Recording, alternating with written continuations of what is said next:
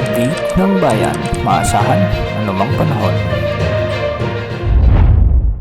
Magandang oras po sa ating lahat. Narito na ang latest update sa lagay ng ating panahon ngayon at sa magiging lagay ng panahon sa susunod na 24 oras.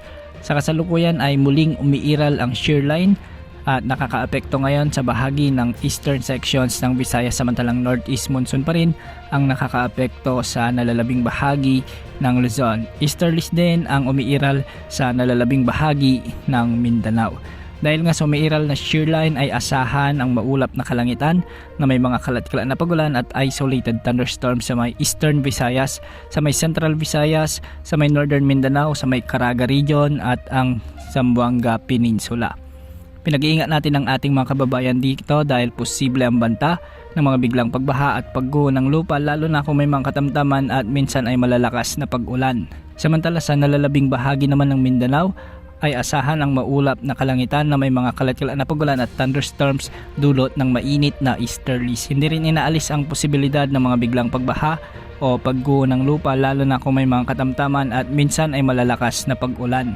Samantala sa Cagayan Valley, Cordillera Administrative Region, Aurora at Quezon Province ay umiiral muli o umiihip dito ang northeast monsoon, kaya magdudulot din ito ng maulap na papawirin na may mga kasamang pag-ulan at hindi rin inaalis ang posibilidad o banta ng mga biglang pagbaha o pagguho ng lupa, lalo na kung may makatamtaman at minsan ay malalakas na pag-ulan. Samantala sa Metro Manila at nalalabing bahagi ng Luzon at ang nalalabing bahagi ng Visayas ay umaabot na rin ang northeast monsoon.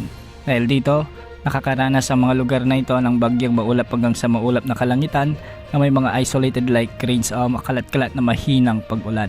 Para naman sa lagay ng mga pag-alon sa ating karagatan, ang mga baybayin sa Northern Luzon at ang eastern sections ng Southern Luzon kasama na ang Visayas ay posibleng umabot ang mga pag-alon hanggang 4 na metro.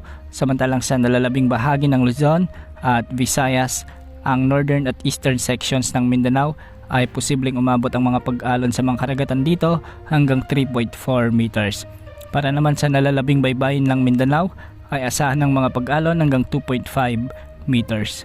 Pinag-iingat natin ang ating mga kababayan lalo na sa Mindanao dahil may mga malalakas na pag-ulan dulot ng umiiral na easterlies. Posible ang banta ng mga pagbaha dito mula ngayon hanggang sa mga susunod na oras. Sa ngayon wala pa rin tayong namomonitor na sama ng panahon na posibleng makaapekto sa ating kapuluan sa susunod na 3 hanggang 5 araw. Yan ang update sa lagay ng panahon.